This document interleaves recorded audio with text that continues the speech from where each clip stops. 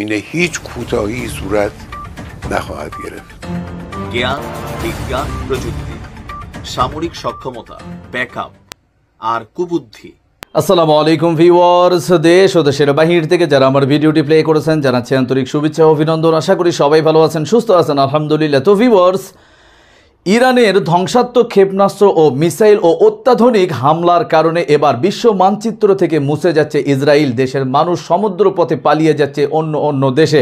জীবন বাঁচানোর ক্ষেত্রে তারা 200 ফিট মাটির গভীরে পর্যন্ত বাংকারে অবস্থান করছে। ইরানকে এবার ধ্বংসস্তূপেই পরিণত করবে ইসরায়েলকে এবং বিশ্ব মানচিত্র থেকে কি মুছে যাচ্ছে ইসরায়েল, কি করতে যাচ্ছে ইরান, আসুন বিস্তারিত জানবো আজকের এই রিপোর্টে। সো ভিডিওতে যাওয়ার আগে ছোট রিকোয়েস্ট করব, যারা চ্যানেলটি সাবস্ক্রাইব করেননি সকল আপডেট সবার আগে জানতে অবশ্যই চ্যানেলটি সাবস্ক্রাইব করে পাশে রাখবেন। দর্শক আসুন স্ক্রিনে যে ইসরায়েলের জনগণ কি বলছে। Why did you provoke Iran? This bold question was raised by Israeli journalist Itamar during a live press talk. ইসরায়েলের সাংবাদিক ইসরায়েলি রাজনীতিবিদকে জিজ্ঞেস করছে যে তোমরা কেন ইরানকে তোমরা খেপালে। তখন রাজনীতিবিদ উত্তর দিচ্ছে যে আমরা ইরানের মিসাইলের এই শক্তিকে আমরা অনুমান করতে পারি নাই।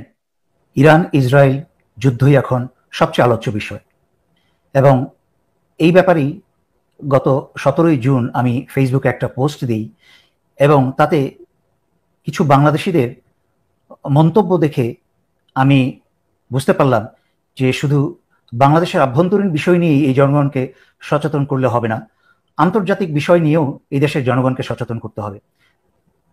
তাই আমার আজকের এই প্রচেষ্টা। ইসরায়েল ইরানে আক্রমণের পর থেকেই প্রথম 3-4 দিন ইরান ইসরায়েলে যতগুলো বোমা নিক্ষেপ করেছে তা প্রায় সবগুলোই 20 থেকে 30 বছর পুরনো।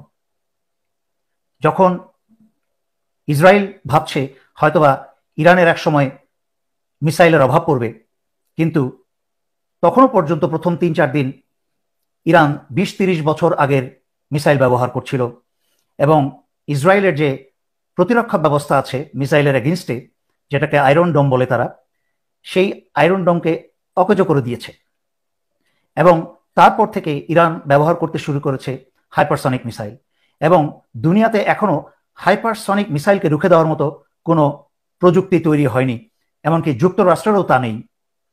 অথচ মাত্র 3-4 দিন 5 দিনের মাঝখানেই ইসরায়েলের গোলাবারুদের ঘাটতি শুরু হয়েছে। তাদের থার্ড যে মিসাইলটা আছে, ইরানের মিসাইল ধ্বংস করার জন্য যেই মিসাইলটা অত্যন্ত প্রয়োজনীয়, সেই মিসাইলের অভাব পড়েছে এবং সেই মিসাইলের ঘাটতি পূরণের মজুদ কিন্তু যুক্তরাষ্ট্রেরও নেই। শুধু তাই নয়, অন্যান্য যেই সকল গোলাবারুদ ইসরায়েলের প্রয়োজন, যুক্তরাষ্ট্র ইসরায়েলকে সেই পরিমাণে এখন তাও দিতে পারছে না। কারণ বুঝতে হবে, যুক্তরাষ্ট্রের পৃথিবীর অন্যান্য জায়গায় আরও অনেক বেইজ আছে, সামরিক ঘাঁটি আছে এবং তাইওয়ানকে রক্ষা করতে গিয়ে চায়নার বিরুদ্ধে তাদের যে অবস্থান, সেখানেও তাদের ভবিষ্যতে গোলাবারুদের প্রয়োজন হতে পারে এবং এমনকি রাশিয়ার সাথেও তাদের সংঘর্ষের আশঙ্কা আছে। তাই সকল গোলাবারুদ তারা চাইলেই ইসরায়েলকে দিয়ে দিতে পারে না, নিজেদের প্রতিরক্ষা ব্যবস্থাকে দুর্বল করে। আমি সেই দিন পোস্টে বেশ কিছু বাংলাদেশি যারা হিন্দি সিনেমা দেখে ব্যস্ত থাকে, পৃথিবীর কোথায় কি হচ্ছে এবং দেশের খবরও রাখে না, তারা আমাকে অনেক আজে বাজে মন্তব্য করেছে যে আমি নাকি গুজব ছড়াচ্ছি, আমি কিভাবে জানলাম এগুলা। তাদের মাথায় আসে না এইসব জ্ঞান কি করে অর্জন করা যায়। তারপরও আসুন, যে ইসরায়েলের গোলাবারুদের শেষ কি, এটা কি আমার মুখের কথা না পৃথিবীর বিশেষজ্ঞদের কথা, যারা এইসব বিষয় নিয়ে সারা জীবন চাকরি করেছেন, কাজ করেছেন এবং তারা সব খবর নিয়ে এইসব বক্তব্য দিচ্ছে। তাদের দুজনের বক্তব্য শুনে আসি। তাদের মাঝখানে একজন হচ্ছে অত্যন্ত পরিচিত মুখ স্কট রিডার, যিনি যুক্তরাষ্ট্রের মেরিন ফোর্সে ছিলেন এবং একই সাথে গোয়েন্দাদের সাথে কাজ করেছে এবং জাতিসংঘের বিভিন্ন গোলাবারুদ পরিদর্শক বিভিন্ন দেশে। উনি ইরাকেও ছিলেন এবং অন্যান্য আন্তর্জাতিক যুদ্ধেও ছিলেন। এবং আরেকজন হচ্ছে ডক্টর গিলবার্ট, যিনি যুদ্ধের উপরে বই লিখেছেন বেশ কিছু। তাদের কথা শুনে আসি। Most of what they're intercepting is designed to be intercepted, meaning that the Iranians are firing missiles that are 20 years old, 30 years old in some cases, that have been upgraded with decoy capacity. You fire these things, they deliberately bloom to attract the defense systems, and while all the defense systems swarm around them, the good stuff comes in and hits the target. And eventually they're going to run out of missiles. The rumor is they're very low on THAAD missiles, and we don't have any left to give them. You know, if you're The reality is that the Israelis are running out of out of supplies for their dome. They're out of supplies for their air defense. They have maybe 7 to 10 days more of these missiles that they're using to protect themselves. And so it's hard to see that this war will go on beyond that date. এখন আমি যে কথাটি বলতে যাচ্ছি তা দুনিয়ার কোনো মিডিয়াতে আসে নাই, কিন্তু গোপন নির্ভরযোগ্য সূত্রে আমি এই সংবাদ পেয়েছি, যার বা যাদের সাথে ইরানের অত্যন্ত ঘনিষ্ঠ, ইরানের সাথে এবং চীনের সাথে অত্যন্ত ঘনিষ্ঠ সম্পর্ক।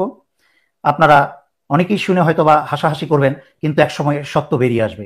তা হচ্ছে এই যে ইরানের 5 জন বা 6 জন পরমাণু বিজ্ঞানী ইসরায়েল হত্যা করলো গুপ্তভাবে, ইরানের ভিতর থেকেই হত্যা করেছে। তারা ইসরায়েল থেকে বোমা দিয়ে, বিমান থেকে বোমা ফেলে হত্যা করেনি, তারা ইরানের ভিতরের গোয়েন্দাদেরকে দিয়ে এবং ড্রোন দিয়ে, লুকিয়ে রাখা ড্রোন দিয়ে ব্যবহার করে সেই মানুষগুলোকে হত্যা করেছে। কিন্তু শুনে অবাক হবেন, ইরানে এখনো 500 থেকে 600 রাশিয়ার এবং চীনের পরমাণু বিজ্ঞানী নিয়োজিত আছে বিভিন্ন কাজে, এবং ইরানের বিভিন্ন আণবিক কেন্দ্রগুলা কমসে কম 200 থেকে 300 রাশিয়ান সৈন্য সেগুলো পাহারা দিচ্ছে সরজমিনে। তাই ইরান গত 2 যুগের উপরে যখন সারা দুনিয়ার চাপ সহ্য করেছে, সকল প্রকার তথাকথিত সুন্নি মুসলিমদের কাছ থেকে অনেক কথা শুনেছে যে ইরান কখনো কোথাও যুদ্ধে জড়িত হয় না, তারা স্বার্থপরের মতো চুপ করে থাকে, না, সেটা বোকারা তারা মনে করেছে। কিন্তু ইরান এই 2 যুগের উপরে চুপ করে থেকে।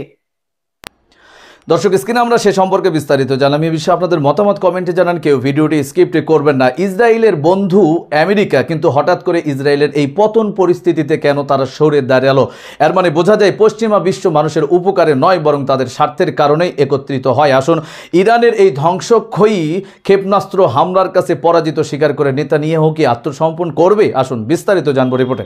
বিরুদ্ধে যুদ্ধে জড়িয়েছেন জ্ঞান, বিজ্ঞান, প্রযুক্তি, সামরিক সক্ষমতা, ব্যাকআপ আর কুবুদ্ধি, সবকিছুতেই এরা কিন্তু 100তে 150।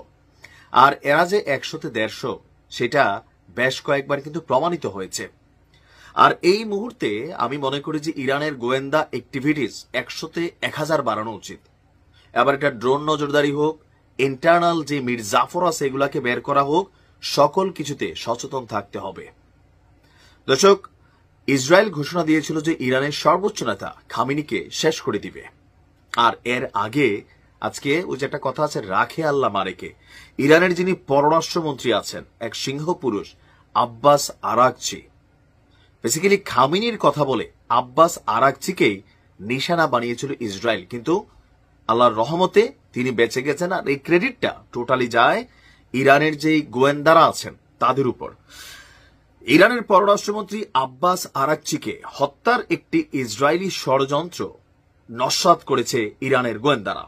ইরান সরকারের এক উপদেষ্টা জানিয়েছেন, দেশটির গোয়েন্দা সংস্থাগুলো তেহরানে পররাষ্ট্রমন্ত্রী আব্বাস আরাকচিকে হত্যার জন্য ইসরায়েলের যে বড়সড় চক্রান্ত ছিল সেটাকে ভেস্তে দিতে সক্ষম হয়েছে।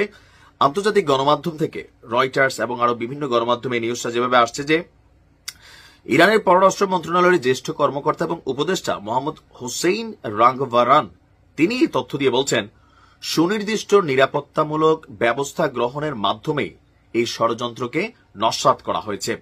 একটা বড় চক্রান্ত করা হয়েছিল ইরানের ঊর্ধ্বতন সামরিক এবং রাজনৈতিক নেতৃবৃন্দের বিরুদ্ধে।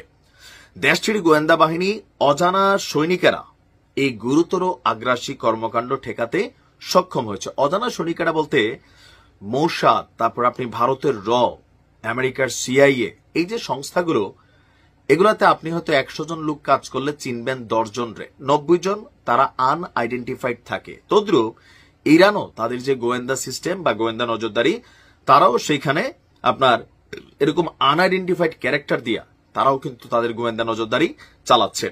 এই ঘটনাটি যখন সামনে আসছে তখন বলা হচ্ছে যে ইসরায়েল একটা গুপ্তচর হামলার মাধ্যমে আপনার তাকে শেষ করার জন্য পরিকল্পনা করেছিল।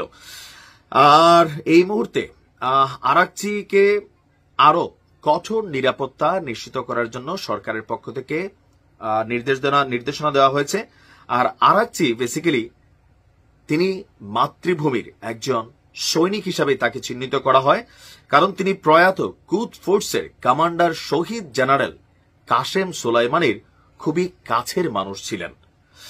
আর বলা হচ্ছে যে আর এই ঘটনার পর মানে এখানে যেটা করা হয়েছে যে ওনার অবস্থানটা কোথায় এটাকে ট্র্যাকিং করে ফেলছিল। আপনারা জানেন যে গতকালকে বলছিলাম ইরানের পক্ষ থেকে একটা নির্দেশনা ছিল দেশটির সকল সরকারি কর্মচারী কর্মকর্তা বা নিরাপত্তা বাহিনীর সদস্যরা নিজেরা এবং পরিবারের তারা কেউ যেন কোনো ইন্টারনেট কানেক্টিভিটি না রাখে। কিন্তু কোথাও না কোথাও আমি বলছিলাম এটা খুবই হার্ড অ্যান্ড টাফ ডিসিশন।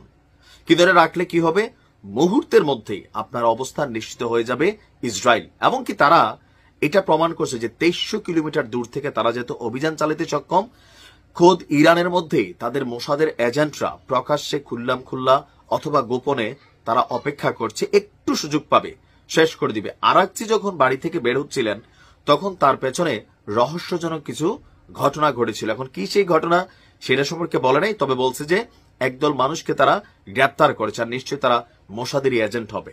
জিজ্ঞাসাবাদ চলছে, আরো একটু নিরাপত্তা বাড়ানো দরকার। ভালো থাকুন, আসসালামু আলাইকুম। দর্শক, স্ক্রিনে আমরা সে সম্পর্কে বিস্তারিত জানলাম। সো ভিডিও এই পর্যন্ত। ভালো লাগলে লাইক অ্যান্ড কমেন্ট করবেন। দেশের সকল আপডেট সবার আগে জানতে অবশ্যই চ্যানেলটি সাবস্ক্রাইব করে পাশে রাখবেন। দেখা হবে পরবর্তী ভিডিওতে ইনশাআল্লাহ। আসসালামু আলাইকুম ওয়া রাহমাতুল্লাহ।